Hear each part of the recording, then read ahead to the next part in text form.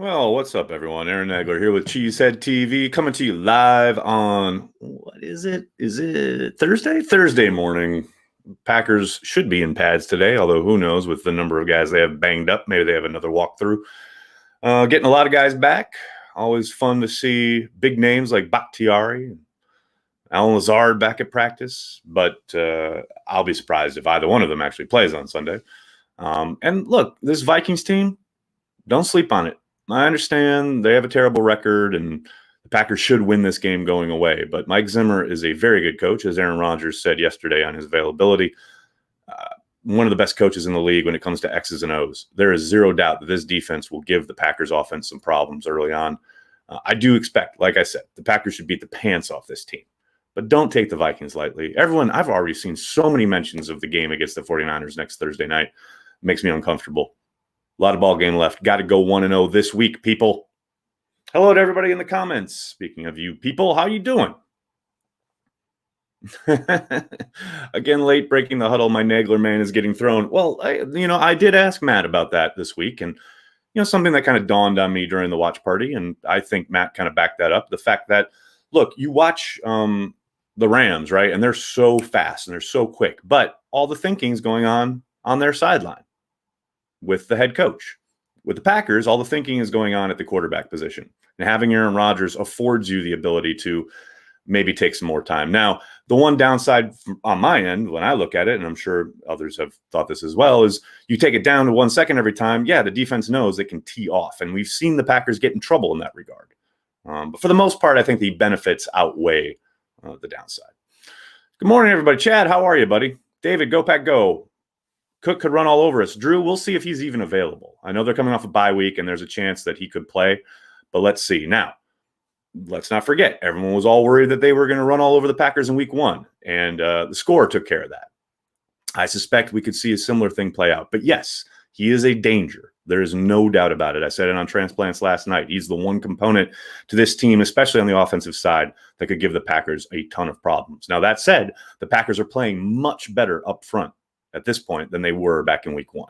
So we will see. And don't forget, they also lost Kenny Clark halfway through that game, even before halfway. So a lot will be different this time around.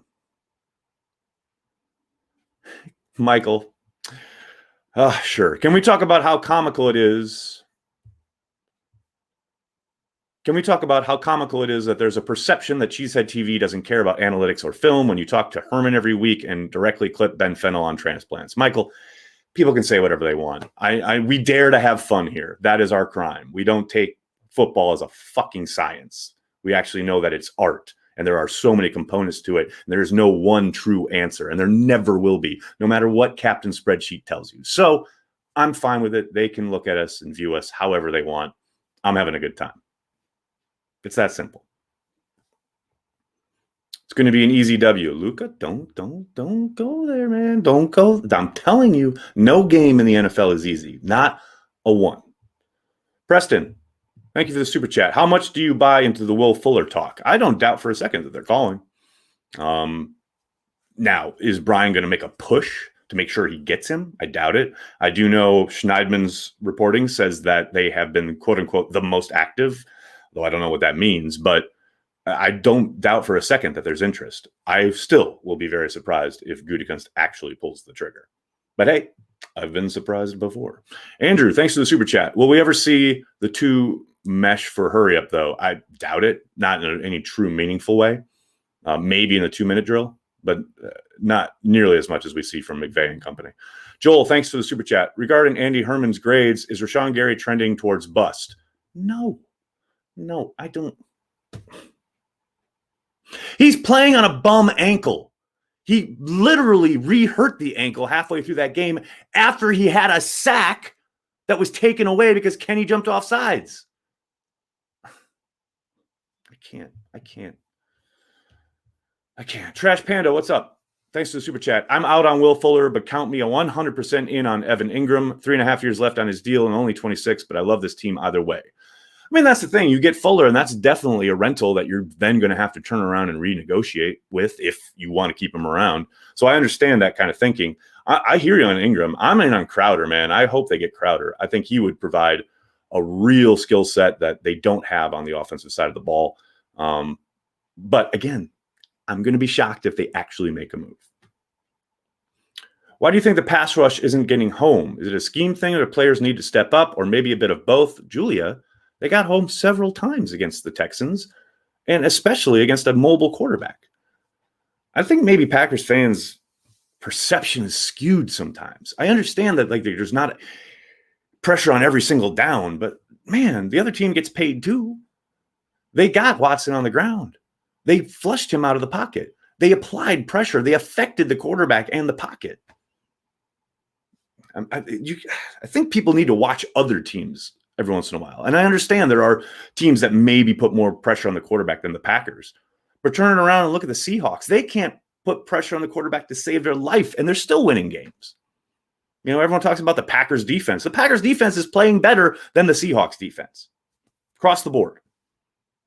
But yet the Seahawks have this perception, probably because of the Legion of Boom days and because they have Pete Carroll as the coach, as this defensive team, the team that has some defense. They're so desperate they just traded for Carlos Dunlap. The pass rush is okay. Can it be better? 100% yes. But they are affecting the quarterback, and that's what you want. Dustin, thanks for the super chat. Think Fuller is too expensive, but could see Stills. I haven't heard anything around Stills, but I guess it's a possibility.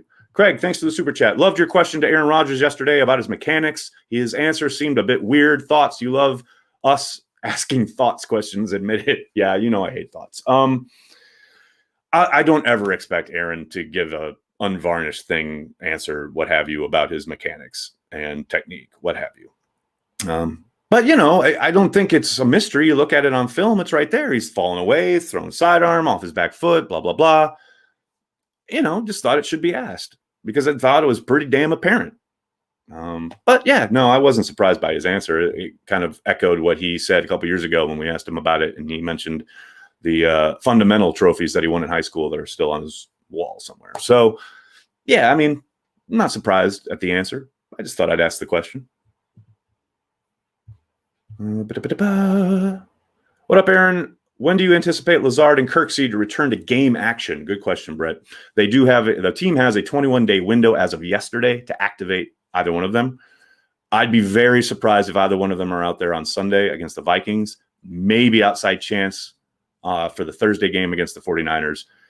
My hunch is, and I hate this, but my hunch is they activated them with the idea of, or they brought them off IR with the idea of activating them after the 49ers game. I could be completely wrong. And I hope I am, because I'd love to see either one of them out there. But we'll see.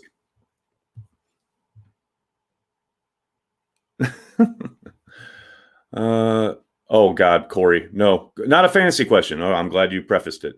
So, Jedi Nags, which player surprisingly gets hot for the Packers on Sunday? Malik Taylor. Lock it up. Walter Williams, thanks for the super chat. How will AJ injury affect contract talks? I don't think it does very much. Who knows how active those talks have been throughout the season, if at all. I don't doubt for a second that the Packers and Aaron Jones still want to get something done. They know what he can do. I don't think this is a question of, you weren't out there, so we're going to offer less. I don't think it's quite as delineated as that. They know his value to the offense and to this team. I don't think they're ever going to pay for his services. We'll see how it plays out, but I don't think the injury matters that much. That's pretty cool. Patrick Queen looking pretty solid also. Yeah, he is. Come back to me when we know how Jordan Love looks. Nathan, thanks for the super chat. After the cap goes down because of COVID, it'll go up again because of the TV rights as soon as we can pack stadiums again, right? Yeah, that's probably a year and a half away, 2 years maybe. But yeah, those new TV rights are going to be insane. There was that report from Bloomberg about Fox being ready to spend $2 billion on their television contract. So yeah, I would suspect most teams will be able to, handle whatever dip comes next year with the revenue and with the salary cap going down in anticipation of being able to sign ludicrous deals down the road. And you've already seen that play out in the contract structures, especially look at Kenny Clark. Look how they structured that deal. These next 2 years, his cap number is very minimal, and then it balloons to like 20-something million. That's in anticipation of those things happening. Trash Panda, thanks for the super chat. If Kiki and Adams can take a step, the interior is okay. Very much agreed. And I think they're in the process of doing that. I loved Montravius Adams' game on Sunday. I talked about it on Transplants last night. Maybe he's a coach killer. Maybe he's just a tease. We've seen decent stretches of play from him before, and then he's disappeared. But I tell you what, if he can just give them what he gave them on Sunday against the Texans week in and week out, they are cooking with gas, especially against the run. As far as Kiki goes, great thing to look at when what I'm talking about. That is exactly what I'm talking about about affecting the quarterback and putting pressure on the pocket. His initial pressure on Watson last week directly led to Za'Darius' sack. Those are the things that people generally don't talk about or look at, but that's what you need up front. Is it going to happen down in and down out? Probably not, but more often than not, if you can go through a game affecting the quarterback, pressuring him, moving him off the spot a handful of times, 5 or 6 times, you've done your job. I always think back to my conversation with David Bakhtiari a couple of years ago on my podcast where I was talking to him about, I think they were facing Atlanta, and Dwight Freeney was coming up, and he had mentioned once facing Dwight Freeney and how they were talking between plays. And, Freeney said point blank, look, you can block me every single play. All I have to do is get home one time. And that's the game is a success for me. That's the mentality. I mean, if you can get one sack or even just touch the quarterback one time, you're doing your job as a pass rusher, Now, obviously you want to do that more than just once, but the offensive line, the protection has to be perfect every time. Defense, that's why they celebrate. That's why they do those damn sack dances, because it is so fucking difficult to get to the quarterback. But yeah, I agree. Kiki and Adams, if they can keep on their trajectory, they're in a good spot. Barnes' injury, how is he looking? Drew, he returned to practice yesterday, so that bodes well. We'll see how the rest of the week plays out. Hopefully he doesn't have a setback. But the fact that he was out there yesterday is encouraging. Where can I get that poster? I got it at an art print place, and I always tell you guys I'm never going to give their name out because they were supposed to send it in a frame and they didn't, so I just threw it up on the wall. But yeah, if you go, just Google like old school Packer photos, and you'll find a bunch. Has there been any update on what Bakhtiari's injury was? Nope, John. All we got is chest. That is it. Over Crowder, I like Jennings' suggestions about Golden Tate. Oh, that'd be fun just for the drama, but no, I don't see Golden Tate happening. What do we got here? What do we got? What are your thoughts on Dylan last week? Part of the process or just not seeing the holes? I thought he ran okay. I don't think they blocked it up particularly well last week for either back. Now, that said, I do think he left some yards on the field, but for the most part, I thought he got what was there.